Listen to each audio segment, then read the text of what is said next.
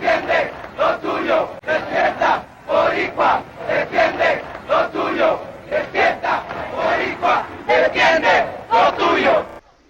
Violent uprisings raged in America during the late 60s, and radical groups like the Young Lords mobilized a series of protests and revolutionary tactics to fight against racism and injustice and to elevate basic human needs for Puerto Ricans.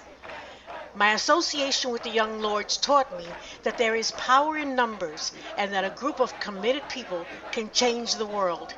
It's with this mindset that I arrived at UConn in the fall of 1970.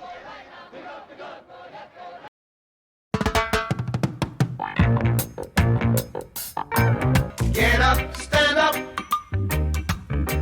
up for your right. Though the Vietnam War, the Civil Rights Movement, and the rest of the political and social trends began much earlier, this is when they erupted into flames on college campuses, and UConn was no exception. As students then, we had a first-hand look at the battle line, and many of us were on it.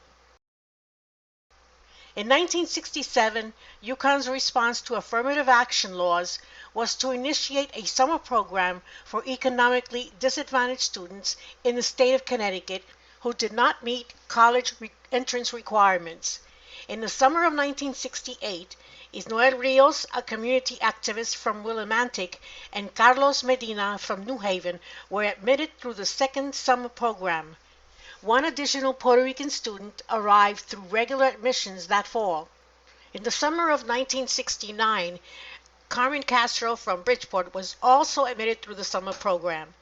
That fall, 3 additional Puerto Rican students were added through regular admissions, bringing it to a total of 7, but only Eno, Carlos, and Carmen connected through their participation in the summer program. Recruiting efforts in Connecticut colleges and dissemination of information about college opportunities by high school counselors was abysmal. These 3 students, joined by Luis Rivera, an undergrad at Eastern Connecticut State College, traveled throughout Connecticut recruiting Puerto Rican high school students. At UConn, 20 slots were available for Puerto Rican students in the summer program, as promised by then-President Babbage. He soon reneged on his promise, but with some creative coercion, they actually had a sit-in in his office. Dr. Babbage relented. They also demanded a Hispanic assistant director of admissions. As a result, Fernando Milan, a 1969 UConn graduate, became our first Puerto Rican admissions administrator. Through Carmen, Eno, and Carlos's efforts, 20 Puerto Ricans were accepted in the fall of 1970, but only 16 arrived, increasing the number of Puerto Rican students at UConn to 23.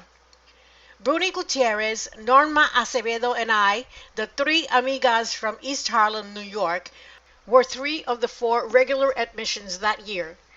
I was privileged to room with Carmen Castro, a tiny Puerto Rican firecracker with the soul of a Taína warrior. Now, I myself believe I am a descendant of Anacaona. Just throwing that out there. Moving right along, Carmen and I went through the admissions roster and contacted all the Hispanic surnamed students on campus with a call to attend a meeting. And that, ladies and gentlemen, is when the Puerto Rican student movement was born. In 1971, as co-chair of the Puerto Rican student movement, I set about organizing events for our first Puerto Rican History Week, which was held May 3rd through the 9th, 1971. Meanwhile, Eno and Carmen organized our first high school day, which took place on February 13, 1971. We rented and actually drove the buses to pick up students from 14 major Connecticut cities and New York City. 2 weeks later, on February 26, 1971, we sponsored a conference with college students and community leaders to form a coalition that would address access to college education for Puerto Ricans. In June 1971, off I went to Harvard's summer program for minority pre-med students and continued working with the Young Lords Boston Collective. Eno graduated and left for Stanford University in California, where he completed his master's and PhD degrees. In the fall of 1971, 14 additional students came through the summer program, bringing the total Puerto Rican student population to 67. Alma Maldonado joined Fernando as our second Hispanic Assistant Director of Admissions. Since the spring of 1970, we had been fighting to get our own center, and finally, word came that we had been allocated quarters in the Blue and White Restaurant Bookstore Complex. A group of us excitedly arrived to inspect the space with Associate Provost Louis Hansborough, who immediately deemed it, and I quote, not adequate nor livable. The building was damp, did not have a laboratory facilities, and had only one window and one entrance, end quote. In October 1971, we were offered the Engineering 2 Annex, a small building next to the Student Union that was being used by the theater department for storage. Despite its poor heat, inaccessible bathrooms, and dilapidated condition, we were determined to make it our place. I suggested that the new center be called La Casa Borinqueña. We requested from the Student Senate $8,000 and received $5,425 to furnish our center and fund events. Somehow we made it work. Our center's grand opening took place on December 10, 1971. A month earlier, in November 1971, President Homer Babbage had tendered his resignation, effective the following year. The Board of Trustees chose 3 non-minority student representatives to join the selection committee for a new president. 4 students, led by John Evans of the Student Alliance for Black Unity and Gary Mena of the Puerto Rican Student Movement, approached the Board of Trustees and demanded that a Black and Puerto Rican student be allowed on the Presidential Advisory Committee.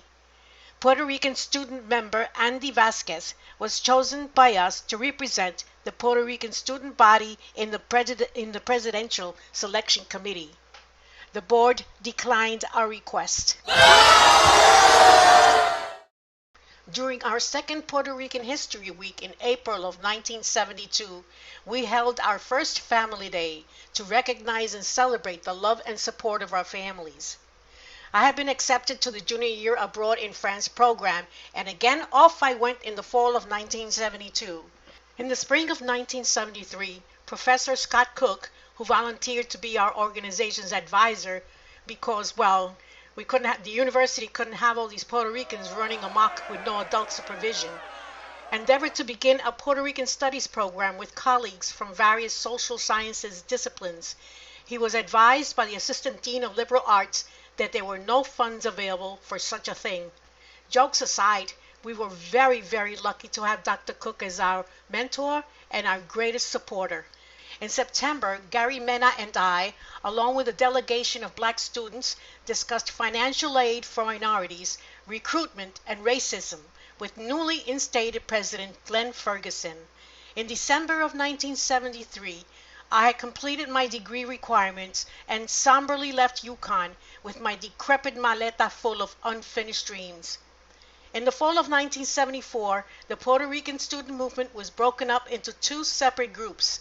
The Puerto Rican Center, which focused on social cultural programs for all Spanish-speaking students with no specific political interests or ideological involvement, according to then director of the PR Center, Luis Perez Cordero.